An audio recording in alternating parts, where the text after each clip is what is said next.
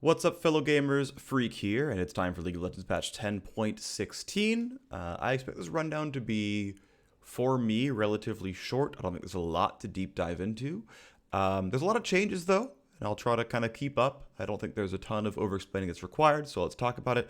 I will say I'm not a huge fan of this patch. I think the nerfs are pretty solid, but there's a lot of buffs that are specifically aimed at pro play, where the champions are balanced or slightly strong in solo queue and are getting moderately sized buffs.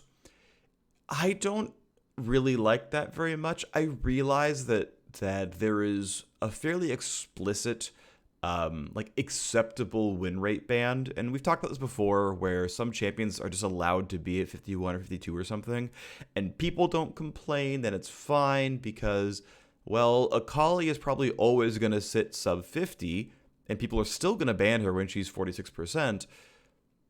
So someone's got to be above 50, or Akali has to be balanced as well, right? So I realize that has to happen in some cases, and maybe this is me just not accepting that in a very faithful way, but I don't know. A lot of these buffs don't sit right with me. Just like with Caitlyn last patch, where Caitlyn is now the best champion in League of Legends. I kind of dislike that. But to be fair, about half the buffs are to champs who need it, so it's okay. Anyway, let's stop the preamble and start talking about the changes themselves. All right, so yep, whole bunch of nerfs, right? Ashe, Bard, Karma, Nautilus, Sett, Syndra, and Volibear are all because of pro presence. Kha'Zix and Nocturne and Karthus are from solo queue, and then a set of buffs to a whole ton of champions, some of which kind of need it, some of which don't. Summoner's Rift ranked split 3 begins. That's cool. I got my split 2 emote. Time to go for split 3. Huge fan of the ranked flex queue changes because I've been playing way more ranked games as a result of that. Because I get a group together, we play flex, and it's fun. So, huge shout out to that change. My favorite change in League of Legends in the last 6 months. All right. So, and Yone's coming out. It is pronounced Yone. Say it with me. Yone. Let's move on. Alkali. Akali's coming out with some buffs. 5 flat damage on Q, plus Shuriken Flip becomes magic damage. Now, 5-point strike does have a total attack damage ratio, so the base damage is in fact based off of her total AD. The ability still only gains 100 damage on ranking it up, which is pretty little, considering the base damage of the ability is actually like 70 at rank 1. I do want to point out, Akali's rank 1 Q damage is very, very high. For an ability with, a fairly short cooldown, and though there's no energy cost, certainly there is... There's no mana cost. Certainly energy cost means you can't spam it forever, but you can never really run out in lane. This is a fairly high base damage, and then it's carried eventually by buying bonus stats. So here is Akali's win rate, by the way. Whenever I list them, they are basically roles that are common enough you would expect them to be played, and then in LCS order. So top and then mid. She is about a 47% win rate champion. 47.5 in top, 40, sub 47 in mid lane. I do want to point out that this is now using internal data. This is Plat Plus win rate for all of 10-15. In general, this is on average about 0.5% lower than Lolalytics Plat Plus win rates. There's a very few champions here that are actually lower or higher here than on Lolalytics.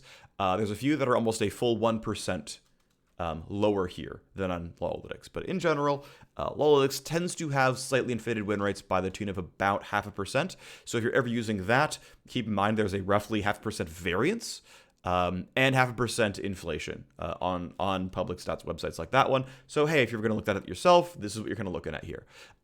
But based on internal data, Akali is at a solid 47, which is obviously pretty weak for the general solo queue player. And so, yeah, she's getting 5 damage on her Q. You can see, again, 70 damage at rank 1. It's now 76 damage at rank 1. Level 18 without buying any items, 212 at level 18. This is still a solid damage nerf. Ultimately, I do want to say that this is a meaningful damage nerf. Obviously, this means a lot more for the early game than the late game, because of course it is. It's 5 flat damage. It, of course, means more for the early game than the late game. But yeah, I mean, that's solid. This is actually pretty meaningful. This will do a lot to bump her up because her early trading matters, her wave clear matters. You will occasionally be in spots where you're rank 5 in Q and you just hit the breakpoint to one-shot cast minions or to two-shot melees, and that's important as well. This is relevant. This is a very meaningful buff. This matters a lot. The other big change is Akali's E now does magic damage, and that is a really, really, really big deal. So this is using Ahri as our example champion. So virtually all ranged champions have this for magic resist, 30 to 39 based on level. Many ranged champions have this for armor. Now Ahri has slightly low base armor at only like 20.7. 25 is a more sort of normal average for ranged, but you know, this is still fairly reasonable and relevant. But of course, as is frequently the case, they gain about 60 armor by the end of leveling up because you gain, 3.5, sometimes 4 armor per level, and that's where they end up here. And so this is, without a magic pen or runes or anything else, how much damage is Shuriken Flip dealing versus MR compared to armor. And so in the first 4 levels, it's a nerf against typical ranged champions, and then from then on, this is like 100 point, like 1-2% or something. And then it scales and scales and scales and scales until, well, 39 is a lot lower than 80. Of course, it's way better. So this is, in general, a couple of things. One, it is an early game nerf to Akali, but hey, the 5Q damage is an early game buff, so this is better overall. It is definitely a late game buff to Akali, and hey, no duh. But it's also a buff if you're going to buy Sork Shoes or Void Staff or Oblivion Orb or anything else like this. I know the designers really wanted to initially hold on to the sort of quasi-identity of Akali does split damage. He does some physical, some magic. That's always felt a little weird to me as an identity. I know some players probably are attached to it. Maybe I just don't really play champions that have this going on. But it always felt really awkward to me. It just felt like I couldn't itemize the way I wanted to because so much of my damage is physical that buying Flat Pen feels bad. It's like, well, I could buy Rage Blade, but that doesn't fit Akali either, so what am I doing? So cool to see this change. I think it's actually positive. I know a while ago they changed Akali E to be a bigger part of her damage output. Here we are. Yeah, I mean, this is meaningful. Akali's going to gain a lot here. It does like allow you to itemize well against her, but like if itemizing well is I buy Banshee's Veil and then she buys Void Staff, it's still worse for me because Banshee's Veil gets me to tie my armor, and then she buys Void Staff, and now it sucks to suck again. Oh, and she bought Sork Shoes already, so this isn't 30, this is 12. This isn't 39, this is 27. No, wait, 21. Yeah. This is an Akali buff. It's a big one. It's a really big one. Ashe gets a revert on some Q damage. She is back to being a weaker mid to late game champion. So here is the very quick attacks per second for Ashe based on the changes here. Of course, in the first 7 levels of the game, when you only have 1 point in Q, this is no different.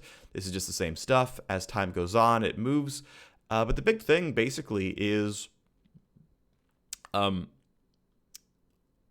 this is where it matters, right? This is here's the second point in the ability. Here's 5 points in the ability. Who you are, right? Levels 8 through 13. By the time you're level 14 or so, you probably have more items. Actually, I mean, by the time you're level 10, you have more items. But as is with all things like this, where you're getting flat attack speed in the kit, the more items you have that give attack speed, the less this matters. The more levels you have that give attack speed, the less this matters. It's what this really means is the biggest trough is in mid game. Right? The biggest trough is, in fact, level 13, when you're really only on Ruin King, Hurricane, Zerka Greaves, which, to be fair, is still a lot of attack speed. It's actually worth pointing out that Ashe actually builds a lot of attack speed, right? Because her core build is, in fact, Berserker's Greaves, Blade of the Ruin King, Hurricane, and then she goes Infinity Edge at like level 14. So the thoughts that I'm trying to kind of put together to say appropriately is that this nerf means less the more attack speed you buy, and in fact, Ashe buys a lot of attack speed, so this nerf is smaller than it looks like here. It is still going to be relevant, though. And it is still hitting most hard when she is on 2 major items, which is honestly where she feels weakest. Ashe does not feel like she does a lot of damage on Ruin King Hurricane. Because, she's casting Volley with 40 bonus AD, and she's giving herself more attack speed with To be fair, Rune King is essentially bonus attack damage. Like, it's pseudo attack damage because it's damage on hit, which is relevant. It's just not, absurd. End of the day, yes, Ashe is the number 2 marksman in League of Legends right now. She's very, very strong. She deserves the nerf. This is a solid nerf. I'm totally okay with this nerf. This nerf makes sense. She's OP in solo queue. She's OP in pro play. This is a good nerf. Happy with this. And as we saw with Akali, she has low win rate. I'm okay with her buffs. That's fine. If you want to nerf Akali because you find her frustrating, that's fine. Do that. That's okay. It's your prerogative. If you want to ban her, that's fine. But yeah, I think this is a well-targeted nerf. I'm always a fan of nerfs that actually just revert buffs from earlier in the year. I actually really like that. I think it's a solid thing to do. Shout out to Riot for doing that. I think I think it's nice. Unless there's like a design reason why you kept some other change, which can happen as well, of course. But cool. Yeah, easy. Oh, and as we saw, yes, she is 52.2% win rate. She is very, very, very, very, very, very strong. Speaking of very, very, very, very strong champions, Bard is a very strong champion, losing 15 flat health and 15 flat max heal on Caretaker Shrine. Really simple really simple nerfs. 52.8% win rate support. Here is the health before and after. Want to point out, as a ranged champion, he scales over 2,000. That is very high. Also has absurdly high base armor. That is another nerf they could have done. Regardless, Bard never hits level 18, so these numbers don't matter, right? He stops at 1,500, and that's reasonable. Honestly, I am in a spot right now where I would like to see support champion base stats like scale meaningfully. So one thing that's been happening, as far as I can tell, is and part of this was the compensation for Runes Reforged coming out, is champions base stats got really skewed. So basically all the typical mid lane mages got compensated scaling health off of their rune changes. Because that was the rune people ran in mid lane because, well, of course they're going to run scaling health. They're getting levels. They're going to get scaling runes. And supports got compensated flat armor because, well, of course, they're supports. They're in a 2v1 lane. They're scrapping and they don't get many levels. And Riot, I think fairly intelligently, like it makes sense, Riot decided, hey, well, we should compensate you the runes you're already using so that the transition feels painless. And that makes sense. Like, there's a logical reason to do so, and it makes sense. But what has happened over time is there is this interesting skew between solo queue and pro play, where pros were optimizing the game, and I think playing appropriately. I don't think they're wrong to do this because the game is telling them to do this. Most support champions have very, very poor level scaling, not necessarily on their abilities, but on their base stats. Senna caps out at like 1,700 health, which is absurdly low for a ranged champion. And that's fine. Senna is strong. She doesn't need to be stronger, but her base stats are very, very, very, very low. And this is true for a lot of supports as well. Janna's health scales really poorly. Sona's health scales very poorly. Like a lot of enchanters are this way as well. Nautilus, when he was compensated, I think was still sometimes a solo laner, and so I think had different compensation. I might be wrong about that one, so maybe I'm wrong there. But anyway, to circle back on what's going on, because I don't care about the historical parts anymore, the fact is a lot of supports have very bad level scaling. And so pros are getting the heck out of lane and saying, well, I'm just not going to absorb XP for my bot lane anymore. I'm just going to permanently roam. I'm going to be level 8 all game, and we're done here. And that feels kind of bad. Like, that's the next thing I think Riot should at some point try to solve. Like, it's not the next thing, but it should at some point try to solve. And it's the kind of work that Riot did with Sightstones, where I really like where the system got to, where it's like, look, supports and only supports, only players who are not last hitting are buying Spell Thieves or Pauldrons or whatever, and they're going to get a free Sightstone, and they're going to get free gold generation. And yeah, it's going to peter out eventually, but that's okay. You're allowed to take 20 CS at a time to like hold waves, and you're not punished for it, so it's cool.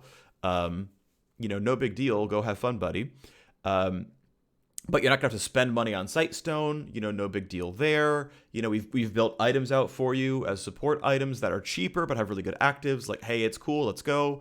And I would like to see if Riot can find a way to say, okay, we've embraced the you don't CS playstyle and it's still cool. Can we find a way to have you care about absorbing XP? A little bit at least, right? I would like to see that. I think there's tuning levers, because I know there's things like you gain bonus XP when a champion who's higher level than you dies. You gain bonus XP when a minion that's higher level than you dies. They can find different ways to move those bands around to like help supports gain levels more.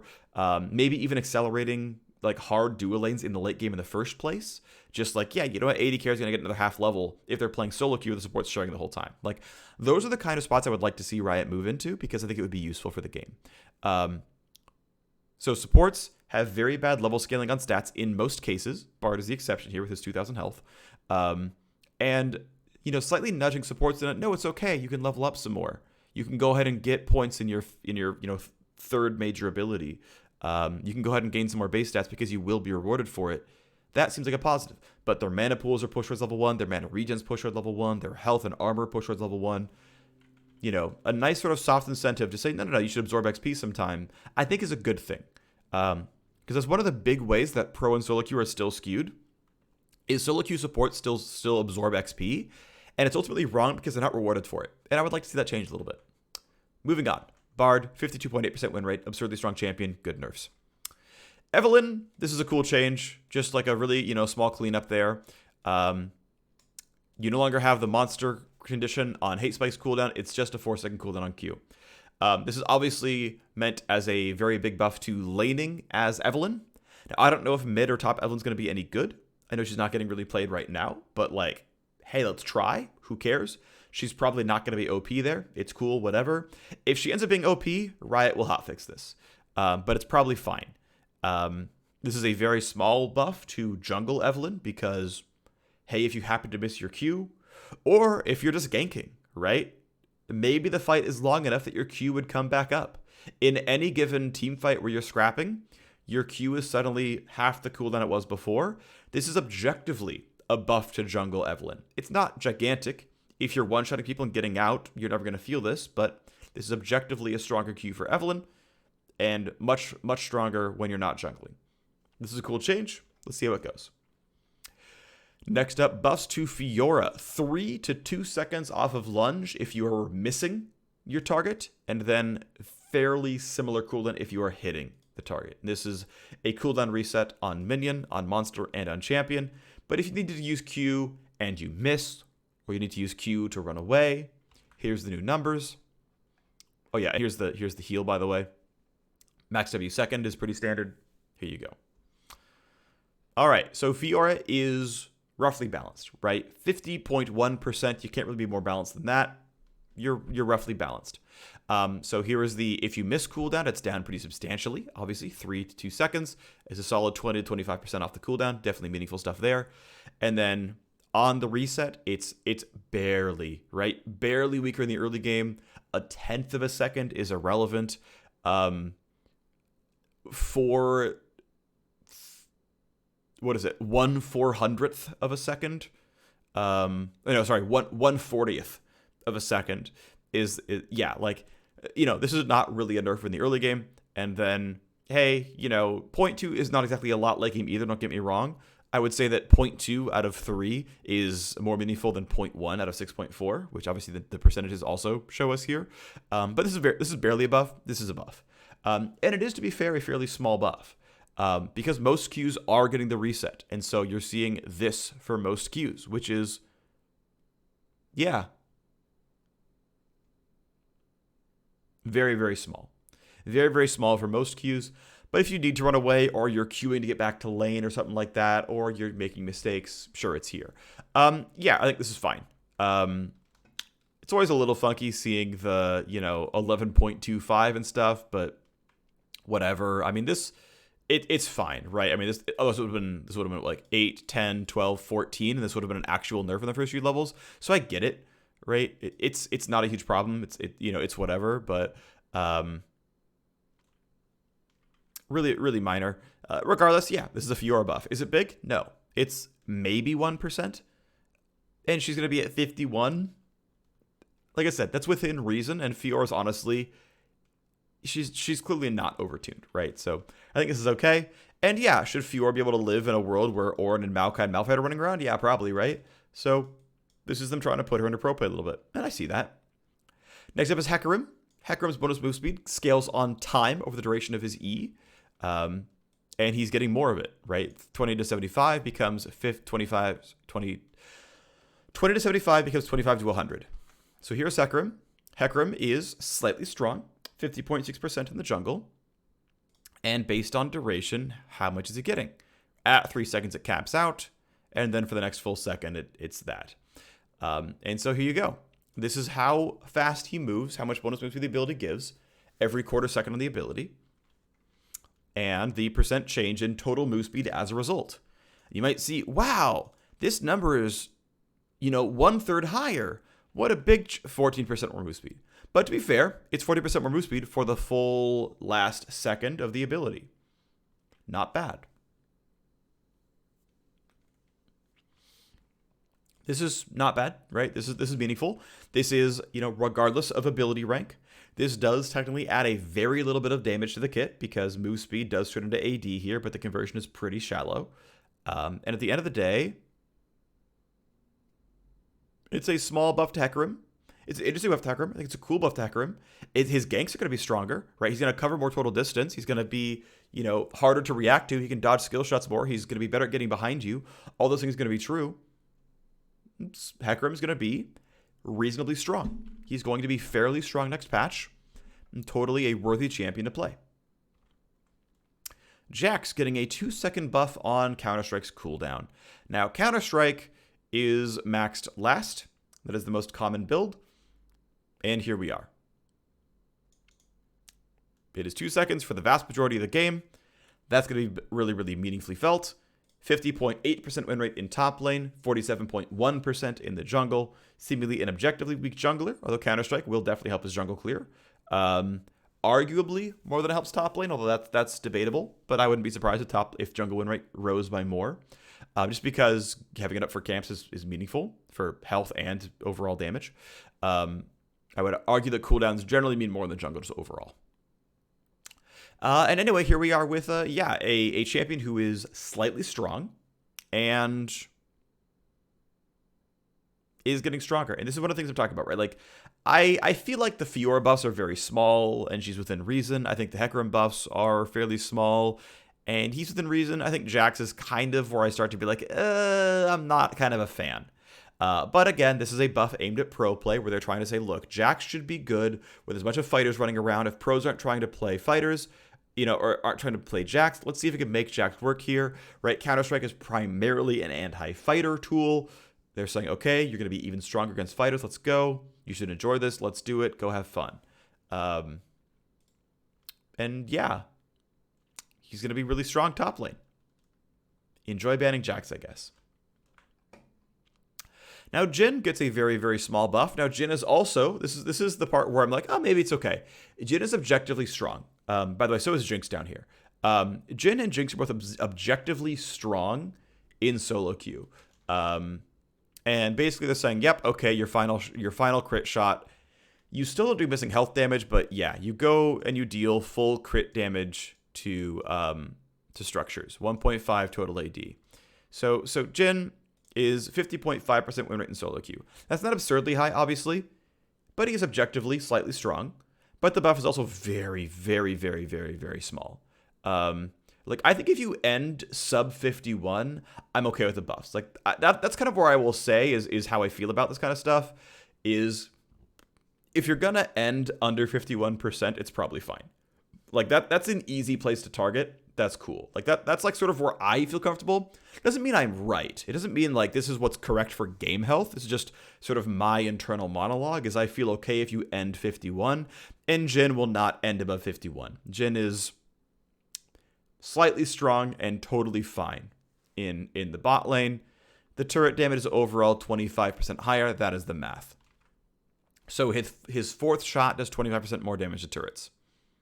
Okay. And then Jinx is sitting here at 50.9%. Also, slightly strong, but clearly she's not taking over any games. And they found that there was a bug where the Super Mega Death Rocket was capped. Whoops. It was capped. The missing health damage was capped against champions, and it was capped at 375. Now, the missing health damage scaled based on ranked, and so this was the missing health required for this cap to be in effect. For rank 1 of the ultimate, it was 1500 missing health.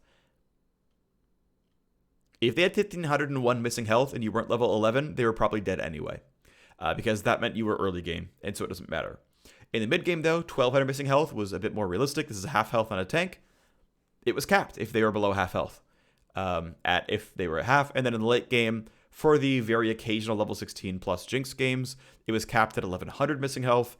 And yeah, that was fairly realistic. And so this is going to be a fairly meaningful bump to her overall damage. 2000 missing health is, reasonable to see on a late game tank. The ult will deal not quite twice the damage because the ability has a base damage in and of itself.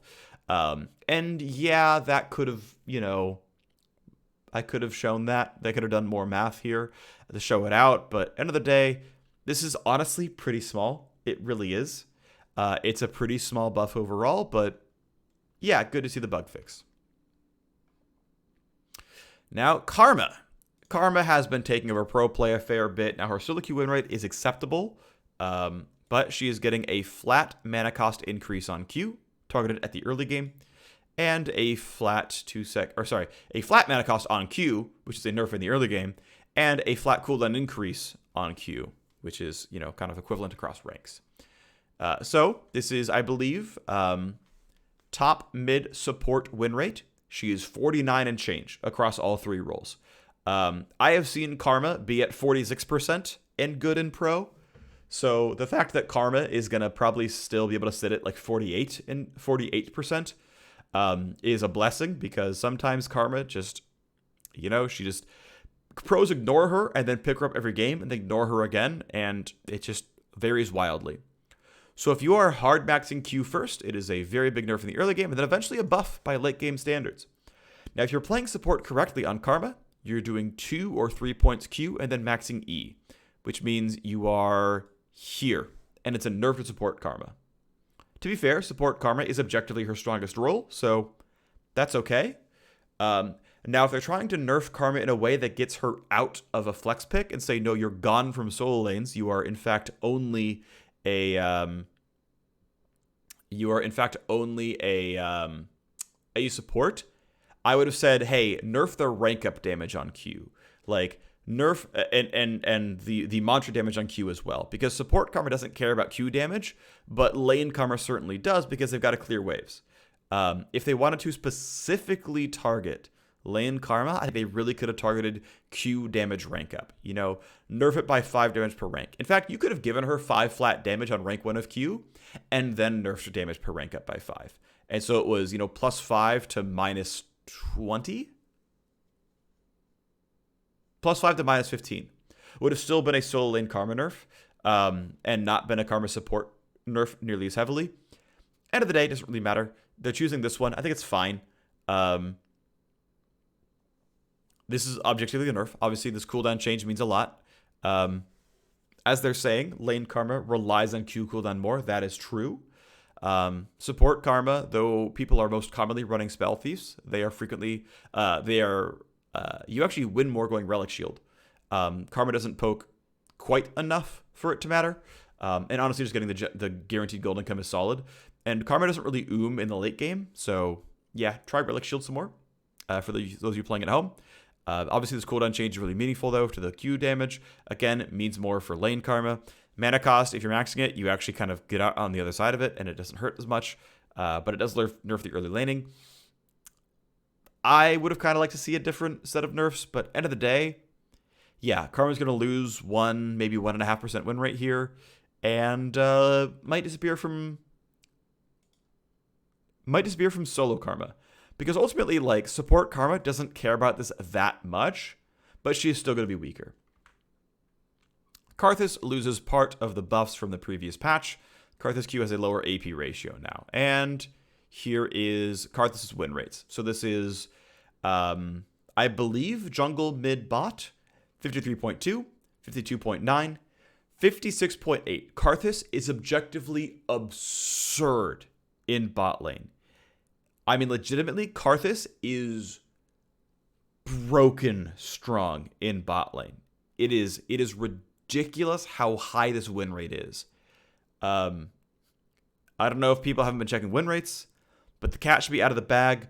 Karthus is just dumb down there. Seriously absurd. Absolutely absurd.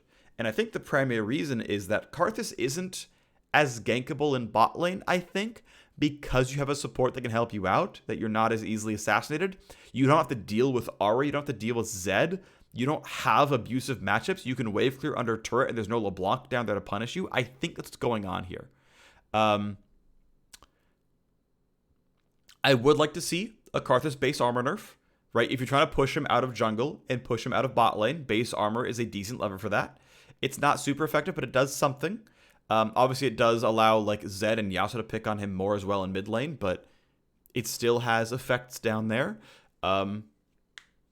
End of the day, yeah, I mean, Karthus is objectively super strong in 3 roles and broken in one of them. If you want Elo, play bot Karthus. It's a 14% nerf to the QAP ratio. This is going to be meaningful. All of Karthus builds AP. Even if you're playing instant death Karthus, you're still getting like 5 Qs off while dead, even if you're channeling ultimate. This is going to be felt. This does hurt his wave clear. You buy AP at level 1. This is meaningful. This is 1%, I think. This is 1%, maybe only 0.5%, but definitely gonna be meaningful. Definitely gonna be felt. Karthus will still be very strong, and I'm honestly shocked Karthus isn't getting played more in pro. This champion is amazingly good. Next up is Kha'Zix. I might have done the math wrong. In fact, I'm pretty sure I did. Hang on. Equals 2.2 divided... Wait, nope. 2.1 divided by 2.2. Yeah, it's 95%. There we go. Let's do that one better. There we go. I did all the math at 1 a.m., so mistakes were made. So yeah, Kha'Zix is another very strong champion. They buffed him in 10-14, and they're saying, okay, let's revert half of the buff. Yeah, Kha'Zix became the best jungler in League of Legends off the previous change. I mean, legitimately, if you want Elo, you should play Kha'Zix. This champion was OP, very strong, OP champ. Good to see the nerf. Good that it's happening. It was 10% more damage. They're bringing it down by about 5% because they're going halfway. This is how math works. There you go. He's still going to be strong. Kha'Zix is still worth playing. They could have done this a little sooner, but end of the day, it's fine. It's not that big of a deal. That it waited an extra patch. It's okay. We did see some Kha'Zix in pro play, but this is really solo queue based. Definitely way too strong. Good to see the nerf. Let's move on. Lucian gets 10 flat damage on Q and 2, 3, or 4 extra shots on the culling. Basically, yeah, putting some power back in. Also, want to point out a minor flavor thing that didn't make the context sentence, but I saw it from the designer. This is designer's credit, not mine. Now the culling shoots an even number of bullets on every rank because he's using both guns. Of course it should. So even though 22, 28, 34 feels like weird numbers, they are even numbers. And, you know, saying 26, 32 just feels a little bit too light of a buff. And I will say Lucian has been very low win rate. We have not seen Lucian rear his head in pro yet. This is top mid bot lane, by the way. He is best as a bot laner.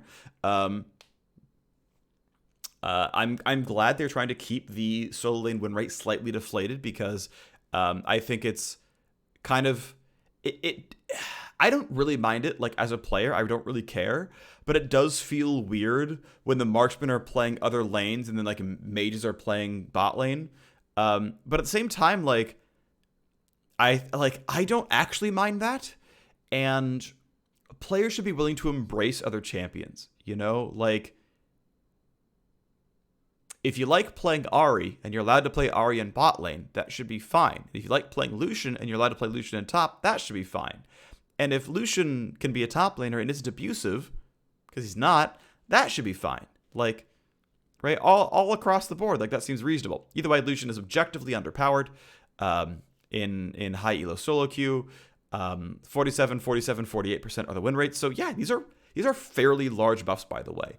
And the Q is a buff that I would say is early game focused, right? This is very much bullying focused. This is wave clear. This is poking the opposing champion out of lane. This is saying, hey, Lucian, can you be more of a lane bully? I will say that the AD ratio on Q scales with rank. So even though the damage doesn't even triple here, with the ratio going up, the damage actually does scale relatively appropriately for what you're actually looking at. This is a meaningful damage bump, of course, of flat 10. For our damage, I want to point out this is not only a flat damage increase, but it is also a ratio increase. And it scales slightly even more with rank of ability. Obviously, a fairly high damage ultimate. The damage is quite high here. It is a total AD ratio, so this is the flat damage, and then there's you can buy more attack damage for even more. The ratio is pretty generous there overall. But at the end of the day, I would say that ultimate buffs look better on paper than they are. Ultimates tend to not get full value. Or I should say, the ultimates don't tend to get full value. Because most spells don't usually get full value. That's not anything special. And just because you're using them less doesn't mean that changes. What it means is that, well, you're using ultimates less. Like, Piercing Light is a bigger part of Lucian's kit than the culling is. The culling is cool, it's powerful, this is a meaningful buff, this certainly matters, this can help your wave clear in a pinch, this can help you, finish off champions, this is going to be felt, it's 10 more damage on a damage ability, yes, this matters. But in general, I would say that this buff means more than this buff, even though this one might look bigger on paper. I would say this is pretty meaningful. This looks like 1.5%. This looks like Lucian rapidly approaching 50% in bot lane, and being roughly a viable pick. This is super cool. He's getting pushed to be even more of a lane bully, which he already is, but he's really indexing towards lane bullying. I think that's cool because, Aphelios is already on his way out in pro play finally, but Ezreal's still around. Ashe just got nerfs, so there's room for, a new AD carry, and Lucian is here to be, an early game bully and really try to punish things. I will say we are missing Caitlyn nerfs, and Caitlyn is the best AD carry in the game, but other than that, we're fine. Misfortune gets 2 flat AD. Now, I find it funny that I didn't actually check the actual win rate of Caitlyn before the patch, but I'm pretty sure. Caitlyn was above 50%, and she got 2 AD and 5 move speed. Misfortune is below 50%, and she just gets 2 AD. It kind of feels... It's not. I don't think it actually is. I'm just saying it feels like favoritism, where it's okay, you guys overbuffed Caitlyn, and you gave Misfortune just enough to be maybe balanced. And again, I know the reason is they're saying, hey, can we get Caitlyn into meta so that we can have some turret sieging? We don't have this in the gameplay right now. It's just mid-game champions and late-game champions like Ashe, Ezreal, and Aphelios. Can we add a new champion to the pool who is early game focused? Yes, you can. When you overbuff Caitlyn, yes, you can. And if you build her correctly, she's OP at all points in time. But, yeah, Caitlyn is, of course, absurd. Very strong champion. Very, very, very strong champion. Misfortune is, with 2 AD, going to be roughly balanced. Now, I will say that MF is going to gain a lot out of this. Almost all of her abilities are total AD ratio scaling. And her base AD is very low. Now, her base AD is very low because she has Love Tap. Where her first shot does 50% bonus damage anyway. So, kind of her base AD is 75, but not really. And now it's kind of 78, but not really. I think this actually works. I think, having a slightly deflated base AD on Misfortune and using Love Tap is cool. I like that design-wise. I think it makes sense. It's I think, a good use of base stats. And at the end of the day, 2 raw base AD is going to matter a lot for the early game. It's going to matter less for the late game because her primary builds should be AD stacking, much like Caitlyn's should be. But yeah, I think you'll see her go to 50%, which is cool. I'm really happy to see this. I would love to see this with Lucian, with other things. These are the kind of buffs I would love to see a lot of, right? Is because, and this is a little bit biased because I'm a bot laner, but I really think we get so many of the outliers in bot lane because champions just sit at sub 50% win rate when it's very easy to say, hey, Misfortune, get 2 AD. Hey, Lucian, get 10 damage on Q because you're at freaking 48%. Those feel easy. And because bot lane is so much of a closed system, right? There's really only like 15 marksman people play, and I don't think it's that hard to play minor whack-a-mole and just like, yep, we're gonna buff and nerf 3 marksmen every patch, and just push and push and push with 50%. I realize there's like 8 marksman changes this patch, right? Jinx and Lucian and his Fortune and Jhin and and Ashe and so on. Like I realize like this is actually very marksman heavy, but like to me this feels correct, right? Like this feels like a good thing. Like yes, like why aren't we bringing these champions up who deserve it? I mean, we could have seen a Sivir buff here as well. I think she's sub 50 as well. Regardless, it's whatever. It's a minor thing. This is a good buff. I like this. I think we could have seen more of it, but I'm happy to see the change. Morgana gets 1 second off the Q cooldown. She is objectively slightly strong in mid lane, and objectively slightly weak in support. They're saying, hey, in a world where Thresh and Nautilus are common, why aren't we seeing more Morgana?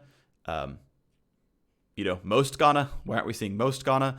And yeah, a 1 second cooldown off her Q is probably about a 1% win rate bump, which puts her slightly strong. But again, they're just saying, hey, look, let's have players look at Morgana again. We have a lot of tanks down there. We're nerfing Karma. And by the way, Karma beats Morgana in general, I would say.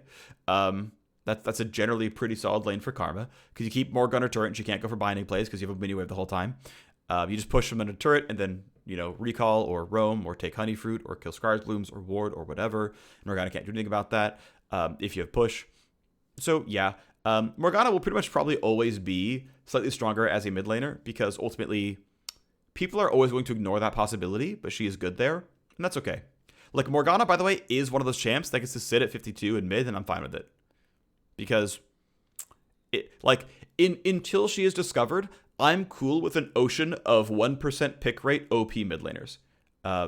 Because people aren't frustrated by 1% pick rate OP mid laners. Next up is Nautilus. And doing a bunch of digging into Nautilus, they really shouldn't be maxing W. I think W should actually be maxed last. They should be maxing E first and Q second. But people who tend to be maxing W second, some will do like 3 points E into maxing W first. Like there's a wide range of skill orders on Nautilus here for pro players specifically. I tried to look for some kind of definitive truth. There is not one. People are all over the place. But what people tend to be doing is maxing W second, like in solo queue pick rate wise. So that's the math.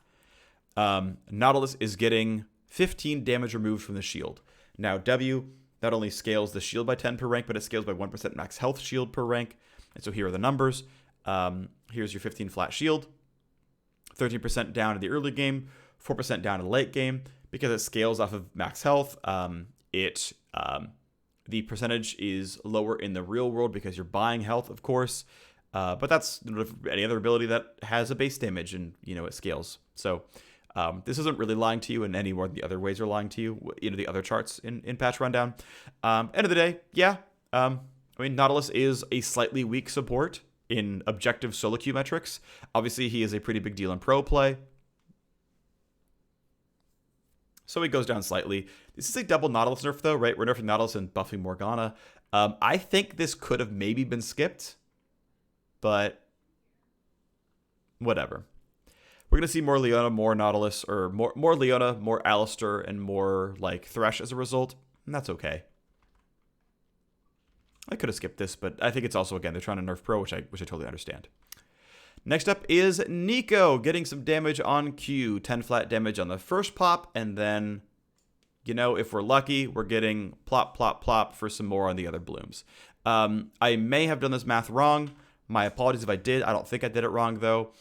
And I believe this is top mid support for the win rates. She's an objectively strong top laner as a top lane bully.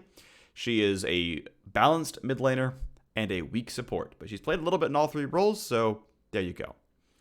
10 flat damage on Q is this, and then the 5 flat damage on the bloop, bloop on the end. It gives you basically another 10 damage on the end, and so you can see that the rank 1 ability doubles, and the buff is doubled as well. Max rank ability doesn't quite double, but you can still see it's still plus 20 damage at the end of it all. This is a pretty small bump in the late game.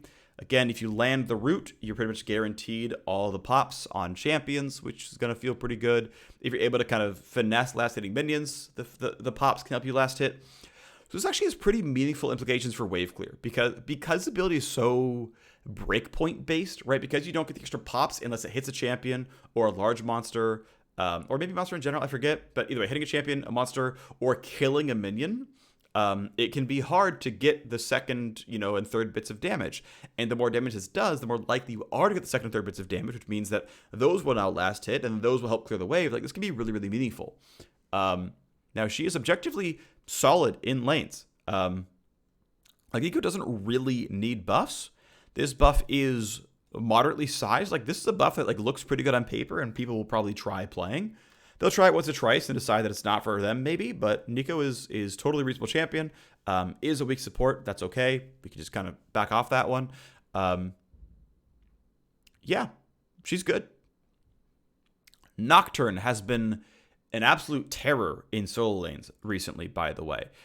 Is getting a 4-second cooldown increase in Umbral Blades, but is getting the cooldown refresh increase from 2 to 3 seconds when hitting champions and monsters. And so let's think about this, right? If you're attacking once per second, which is pretty normal for Nocturne with his W learned, let's say you're attacking for over the course of 4 seconds, right? Over the course of 4 seconds, you attack 4 times, which means you got 8 seconds off and 4 seconds elapsed, which means you got 12 seconds off and you got your passive back. So every 4 seconds, you get your passive. When you're now at a 3-second reduction, let's try 4 seconds again. 4 seconds passed, and 12 seconds were reduced from the cooldown, which puts us at 16, and which again is enough for 4 seconds, gives you Umbral Blades. So if you are in PvP combat or you are fighting monsters, the passive is pretty much unchanged. It takes 4 seconds or about 4 autos to get your passive back. That's no different. But if you're playing mid lane and you're hitting minions, well, instead of getting it back after 5 seconds, because 5 seconds pass, 5 autos, that's 10, it is taking you 7 seconds, right? 7 seconds pass, 7 autos, my passive's back. And if you're actually walking in, last hitting a minion, and then backing away and waiting at the cooldown, it's more than just, 5 becomes 7. It's, 9 becomes 13, which is more meaningful, ultimately. So, yeah, this is going to be felt quite a bit. Nocturne, overall, gotta say, oh, yeah, right? This is top, jungle, mid. 53% win rate top laner, 53.3% win rate mid laner, 49.5% jungler. In the jungle, he's fine. He's doing okay. He's reasonable. He's arguably slightly weak, and I would not consider this a buff to jungle Nocturne in any way, but he's certainly a very absurd laner. And they're going to have to do some other stuff to kind of tamp down Nocturne. This is one of the cases where we know junglers don't level as fast as laners, so you could do, scaling nerfs to Nocturne very slightly. You lower the W rank up, cooldown incentive or something, because you max W last. You can lower the health per level, the AD per level, the armor per level, things like that. Like, it wouldn't do enough. Like, the kit is going to need a lot to change around to make up for a 3 to 4% win rate difference. And it might be, Umbral Blades does half damage to minions, or doesn't heal off minions, or something absurd. In fact, that's probably the cleaner one. Honestly, instead of doing base stat stuff, which is probably not going to get you there, yeah, Umbral Blades doesn't heal off minions. That'll get you a lot of the way there. It's ugly, but if you're really concerned about this, he's crushing those lanes. And they're trying, right? They're trying to do it in an elegant way, where you don't have to read more about the tooltip, and the jungle feels the same, and it's, that's all fine, but probably going to have to happen at some point. That's my guess. Rakan's ultimate is 50% better. Not really. Increased move speed is increased by 25%.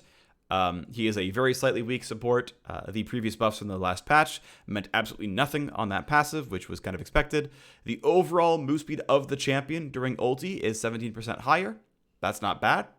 That helps for sure, especially considering the first half a second or full second of the ulti, you cannot cast W or R. So, you know, you have to run at them in the first place. Yeah, this is going to get felt. It's going to be nice. I dig this. Again, happy to see a 49.4% getting ready to be buffed. I dig it. And we are. Did I just delete Sett? I did. I had Sett numbers, and I didn't copy paste. I just overwrote them. Whoops. Oh, well, we don't have the Sett data table. That's okay. You should max W last on Sett.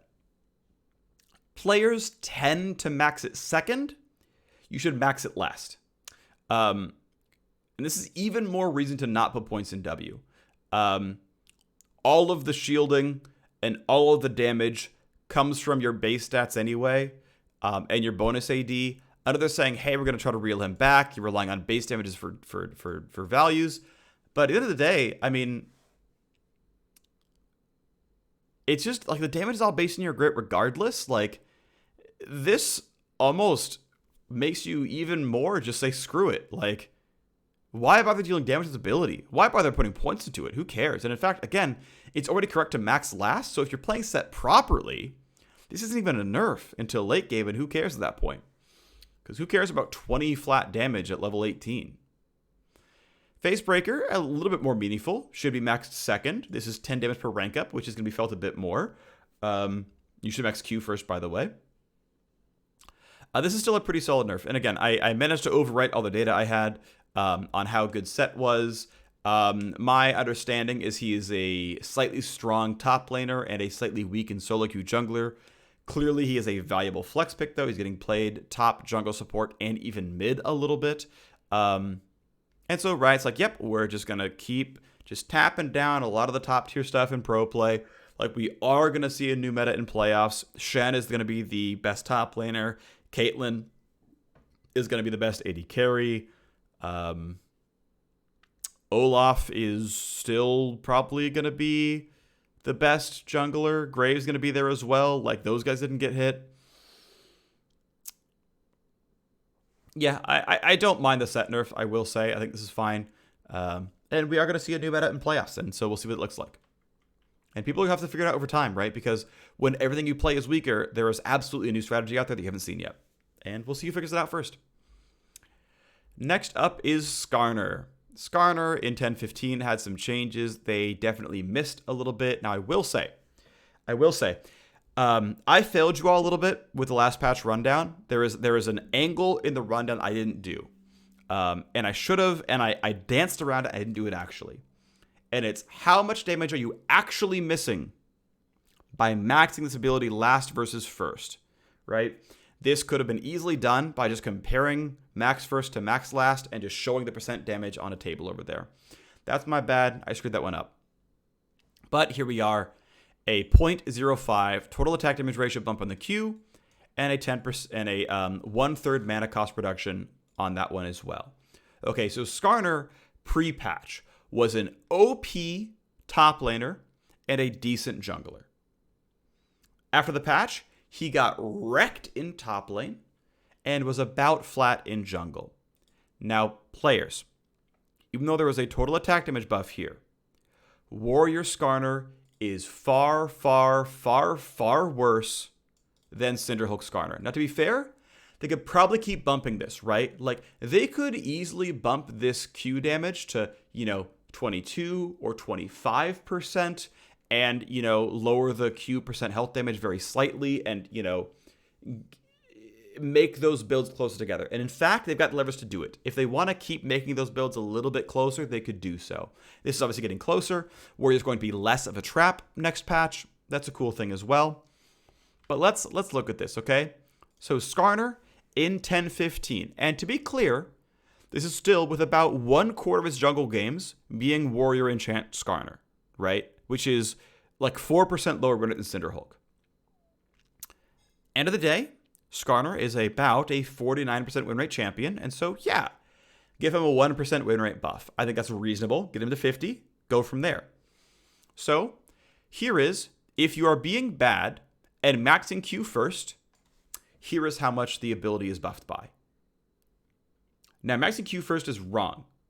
You should max Q last. It does not matter. Do not put points in Q. It is not relevant. Like, we've talked about abilities and how much damage they gain by rank up, right? They roughly triple with rank up, right? Rank 1 to rank 5 roughly triples. This is rank 5 Q against rank 1 Q, right? This is maxing Q first. This is maxing Q last and comparing it to maxing Q first. This is the data table. If we max Q last at level 9, 56% as much damage. At level 13, where we could have maybe maxed it second, it's still 55% as much damage. By ignoring Q and picking the other abilities and maxing E and maxing W and just being a tank, you still deal over half your damage with Q. You still deal over half of it, and that's the part where I failed you. I didn't do this. I said what percentage of your damage comes from health damage, but I could have just simply compared first versus second versus third and showed you what you're missing out on. You are not missing out on anything. Captain Flowers, I love you. I respect you. I know you put this video out on LCS saying, yo, go Cinderhulk, go Triforce. Those are correct. But you said max Q first. And you just don't need to. You just don't get enough out of it. You don't. You don't get enough out of it. Don't max Q at all. I said second. I was wrong in patch rundown. You said first. You were wrong in the LCS. We all make mistakes. And I went and did a bunch of math on it. I have more reason to have attempted to be right, and I still got it wrong. You at home, max Q last, build Cinderhulk, and Skarner is OP. Okay? If you play him right, Skarner is OP. You're welcome for the free elo. And I'll be honest, players will be picking up Skarner with this change, right? This is big enough buff, and his win rate's close enough already. We will see some Skarner. We will see some Skarner in pro play. I am confident in that. I legit think we will see Skarner in pro play. And they will probably max Q first, and they will be wrong. Max it last. Dark Sphere. Syndra nerfs. 0 to 20 damage off the Q. Syndra is a 48% win rate mid laner, and she's still taking over pro play. Yeah. Well, of course, worth pointing out that rank 5 Q does bonus damage to champions. Here you go. That's the real base damage. I mean, and you look at this and you're like, oh my gosh, the base damage is 210. It's so bad. It's like, well, the base damage is 263. It's pretty good. It's actually pretty good. But yeah, Syndra is a 48% win rate mid laner. And getting nerfed. Because she's that good in pro. Tristana now gains bonus damage per crit with explosive charge. Another buff I'm happy to see. Tristana. I love playing Tristana. She's one of my favorite champions in League of Legends. Absolutely adore playing Tristana. And, you know, it's one of the things that I was kind of asking for. I did a year and a half ago. I was like, how would I buff AD carries? It's like, hey, have their abilities actually scale to relevancy. And I like this. This is a good way of doing it. This is cool. I like that. Instead of, having total AD ratios, which is, I think, fine and totally doable, and actually would have been decent. And, I would take that. And honestly, I think AD carries do have, in some cases, bad level scaling, but for the most part, it's fine. Explosive charge can do up to 33% increased damage with max crit chance. Cool. Now, Tristana is an objectively weak champion. 48.5%. Yeah, right? Lift these champs up to 50. And it really is because AD carries in bot lane is such a closed system. There's the occasional Yasuo, there's the occasional thing out there, and some of it is that they're feeding their win rate off of objectively weak marksmen that are getting played, right? Lucian and Trist and things like that. I like getting things up there, right? This is how you get people from playing Ezreal in a fairly every game is you make the other champions not garbage. I think this is how I can say it in a more clear way, because this is, like, my instincts are here, and I don't think I've said it in a way that's like digestibly, I think it's well digestible. In mid lane, there's like 40 to 50 viable champions. If 10 of them are bad, who cares? There's still 40, right? Keeping up with all the potentially bad mid laners is impossible. Can they be junglers? Can they be top laners? Can they be supports? That's rough. That's tough. Oof, geez. But with marksmen, they're at least the ones that are normally bot lane, like, okay, we're going to ignore Jace, we're going to ignore Teemo, we're going to maybe even ignore Lucian a little bit, but we can look at the win rate still.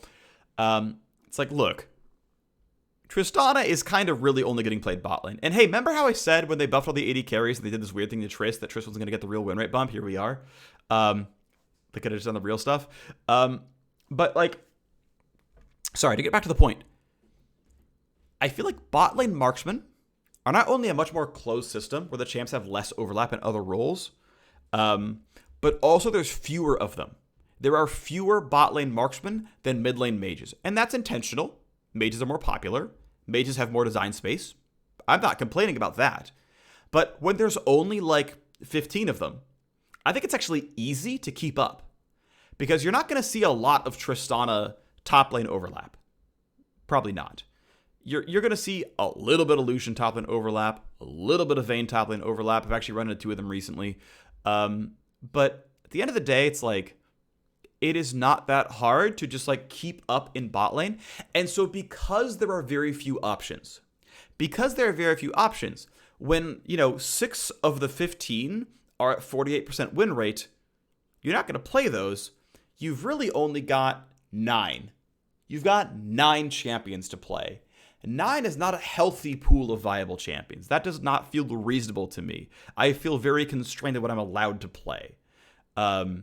So I would like if Riot did a much better job of trying to keep up and getting all the bot lane marksmen out of 48%, right? Would Lethality Varus have had to go to 46% win rate if Tristana and Lucian were viable picks earlier on?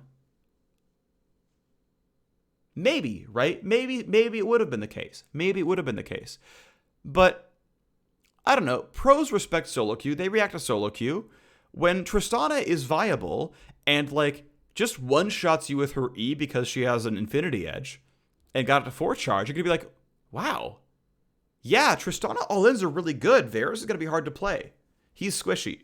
Like, that's the kind of things you can maybe see. Now, Varus might have been actually a good pick in a world with Tristana because you outrange and play poke and don't get chunked, but still. Tristana at 25, 50, 75, and 100% crit chance. This is the bonus damage on her E. This is pretty meaningful. E does not have bad damage. This thing is strong. And in fact, I have seen a fair bit of, in fact, I play it some, Hail of Blades Trist. You just jump in, press E while you're in midair, press Q, and just belt out 3 autos and, toss in your R and you chunk them to 1/3. You just do that combo and you get out. It's pretty solid. Next up, Veigar gets 2 flat magic resist. He is a slightly weak mid laner, 49.2%. Bam, 2 MR is 1.5% magic durability. Cool. Volibear, definitely on the strong side. Volibear is another champion, by the way, where you should be maxing Q first. People aren't doing it, but they should be. Q first is best in every role he plays.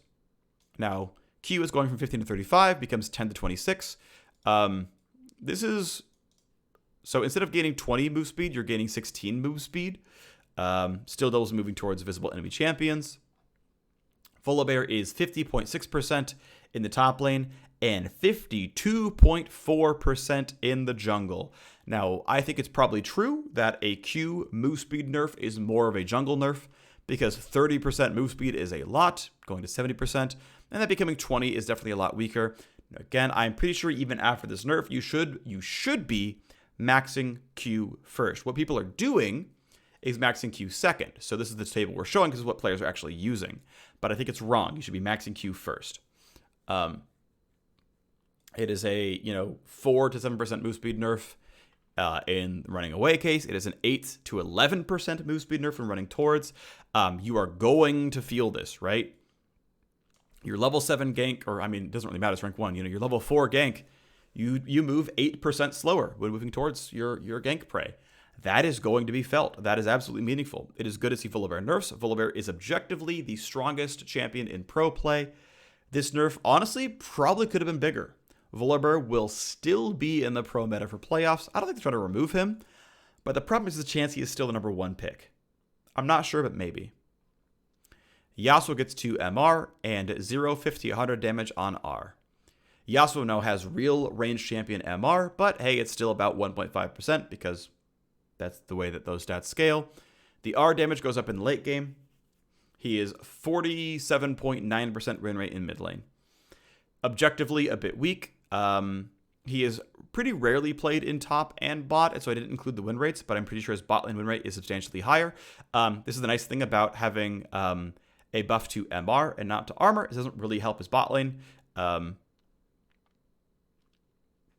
And if you're buffing, late ranks of ultimate, again, this is going to look bigger on paper than it is actually good in the real world. But he levels less playing bot lane than in mid lane. So these are buffs that mean more for mid and mean less for bot. I think they are well targeted buffs. Good job to the designer. I think this is really cool. Well done here. And yeah, Yasuo is probably going to get to, he's at basically 48. Maybe he approaches 49 in mid lane. Not bad.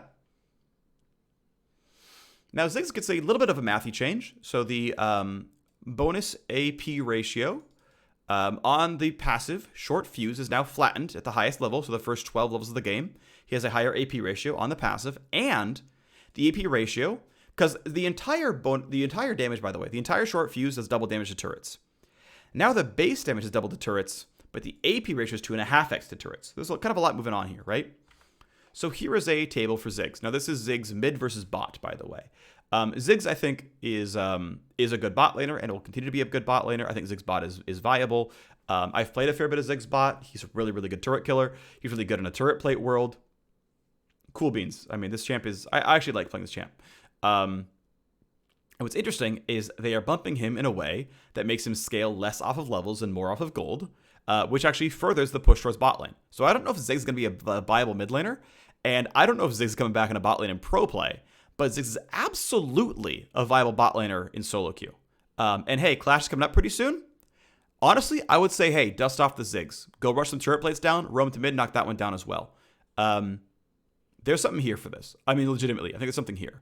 I also do believe, right, with Rift Herald being good and being really easy to charge down turrets, keep in mind that basically, like, Ziggs autoing twice plus a Rift Herald and then Ziggs W will kill a turret from full health.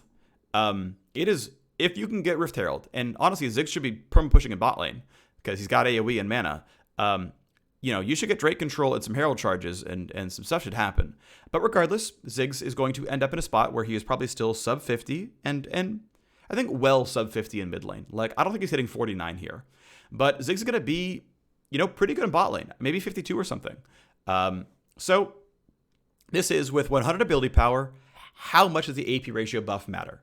With 100 AP, it is a 40% damage increase in the early game. Obviously, 100 AP is not viable in the early game. But it means that 10 AP is a 4% damage bump. Right? Like, the math scales linearly, pretty much. 100 AP at level 8, that's pretty reasonable. 10% damage bump on the passive.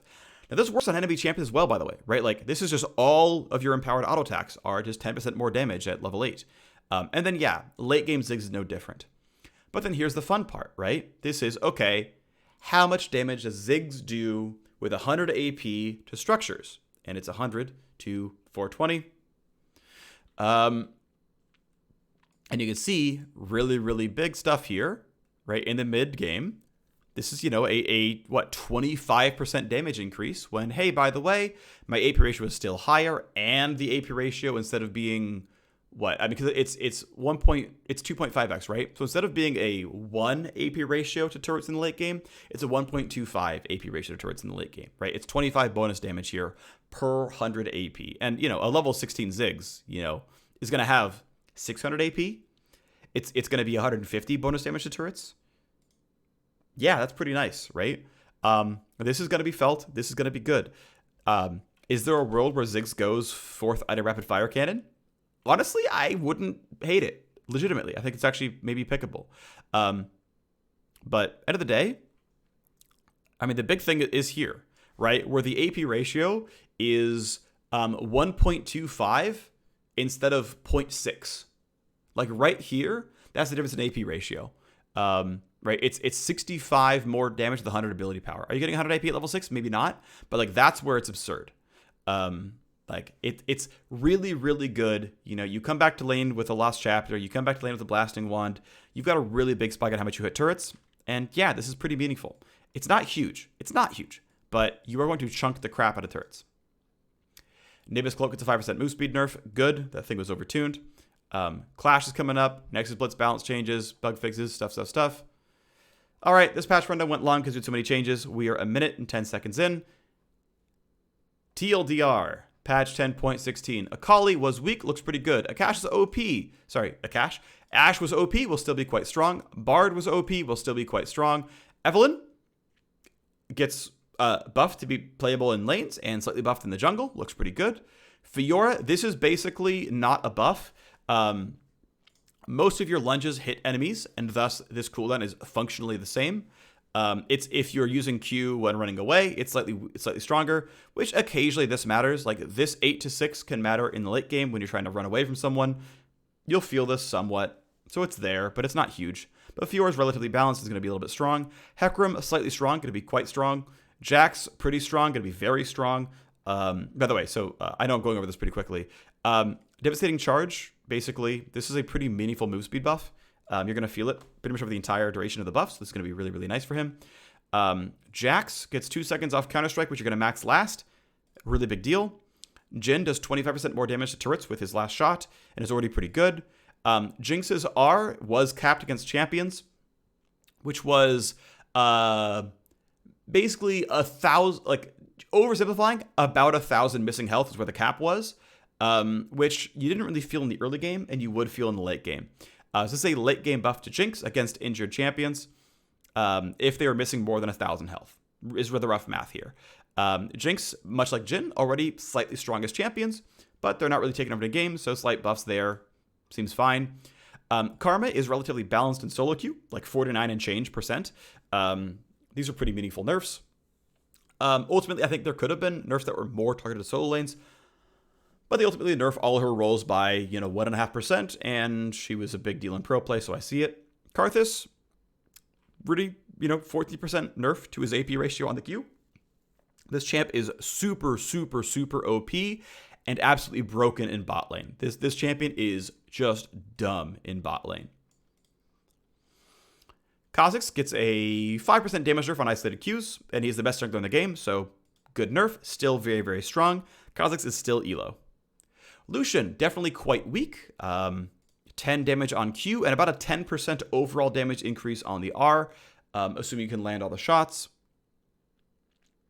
And actually, it doesn't even matter if you land all the shots. It increases the fire rate. It is 10% more damage on R, flat out. Yeah, Lucian is going to really, really quickly approach 50% win rate here, which is cool to see because I like Lucian a lot. He's really fun to play, and yeah, he's in there. Misfortune, relatively balanced, 2 flat ID, puts her in a pretty strong spot. She's like very, very slightly weak and will become roughly balanced off this change. Morgana is very slightly weak in the support role, slightly strong in the mid lane role. 1 second off Q cooldown is going to buff her pretty well. Totally viable, good against tanks, of course. Nautilus, statistically weak in solo queue, obviously a big deal in pro play. 50 damage off the shield is pretty big nerf. This does slightly incentivize you ranking it up to get more of a good shield out of this as a result. Neeko is actually a balanced mid laner and a strong top laner, and with getting 10 to 20 damage on her Q, is going to be pretty good in both those roles. She's a bad support. Nocturne, they're trying to shape him away from top mid. He's still going to be OP in top mid. Still going to be an okay jungler. Rakan gets the move speed on R. Going to put him in a pretty balanced state. He is slightly weak, but yeah, we'll see some Rakan in pro play. I mean, we see some pros play him already. This is a good nerf. Rakan's going to be in pro. Sett loses this, so if you're playing Sett appropriately, you max W last. Facebreaker should be max second, which means this is a fairly small nerf overall. This shouldn't move him around too much. Skarner is getting very, very big buffs. The biggest buff to Skarner is max E first, max W second, max Q last. You will thank me. Skarner is OP if you do the right skill build. Ultimately, Skarner is going to get some more damage. If you're maxing Q first, he's going to be roughly balanced. Please go Syndra Hulk. You'll be fine. Syndra taking over pro play, loses 0 to 20 damage in the Q. Sorry, Syndra. Down you go. Was already a 48% win rate mid laner, so woof. Don't play her in solo queue. Tristana was a 48% bot laner and scales her E damage a bit off crit, which is kind of cool. I like that. I think it's interesting. I think it's cool. End of the day, Trist is... I mean, she should be AD stacking for sure. She'll probably be still slightly weak, but cool to see the buff. Veigar, very slightly weak in mid lane, gets 2 magic resist, puts him in a pretty good spot. Volibear, slightly strong in the top lane, very OP in the jungle, loses a ton of move speed on Q, which is the ability, by the way, you aren't maxing first, but you should be. If you do max first, because you should be, you will have more move speed. Well, you have the same move speed by the time your first gank comes in. And then, you know, by mid-game, you're going to have more move speed than before, and you'll be fine. You will be stronger. You'll thank me later. Yasuo is very strong in bot lane and pretty weak in mid lane. 2 flat MR and rank 2 and 3 R damage is going to help that. Probably still slightly weak in the mid lane, but cool to see him kind of show up. We've seen some Aurelia in pro play. I'm happy about that. I love it. I think it's cool to see the champion. Yasuo going to maybe join the roster here as well. And Ziggs basically getting this, again, is a buff for the first 12 levels, where you don't have a ton of AP, but you'll have some. I mean, if you're playing bot lane Ziggs, you're going to be on like 2 or 3 items by the time you hit 13, in some cases. Damage to structures, the AP ratio is increased by functionally 25%. Once you're in late game, the AP ratio is functionally 1. It's going to be 1.25 against structures, which is, you know, a solid damage increase. It's 25 damage more per 100 AP. Ziggs is a very good bot laner. As a result, probably still a weak mid laner. Nimbus Cloak nerfs absolutely needed. Clash is coming out. Some balance changes, some bug fixes. Cool beans. Thanks for watching. I'll see you next time.